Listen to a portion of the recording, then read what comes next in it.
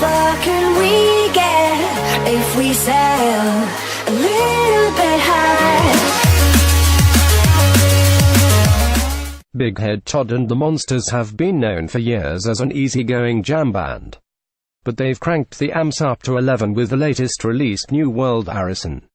The fresh material is more muscular than most of what the act has recorded during its 30-plus year run, which includes hits Bittersweet, Broken-Hearted, Savior and Circle. Everybody in the band wanted to make a hard rock album, vocalist-guitarist Todd Parkmore says while calling from Chicago. It was that simple. It was something that was fun to do. I always loved hard rock. Moore, 52, came of age listening to hard rock in the Rockies. The Denver native was weaned on the sounds of Led Zeppelin and Jimi Hendrix during the 70s.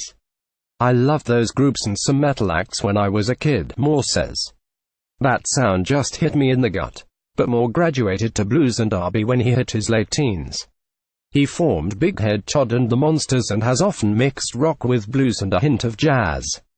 That's what I was feeling at the time, Moore says. We've always been true to ourselves in this band. We never played anything that we weren't into playing. The cool thing about what we're doing now is that it happened organically. Big Head Todd and the Monsters, who will perform January 31st at the Ritz, aren't trying to fill a hole in the market, but they're cognizant that hard rock isn't as ubiquitous as it was a generation ago. There is a gaping hole where hard rock used to be, Moore says. There's no doubt about that. It's not something we're thinking about. We're just made this album for ourselves. We made something heavy that's also a little bit funky. We're just going through this journey right now. We do what we want. Playing only what they want likely has contributed to the band staying together. I think there's something to that, Moore says.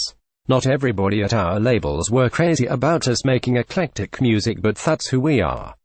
If we tried to write hits, we would have broken up years ago. But we want the same things. So we're around all of these years later. Moore has been flanked by bassist Rob Squires and drummer Brian Evans since the group formed in 1986. We're on the same page, and that's special, Moore says. We want to accomplish the same things musically.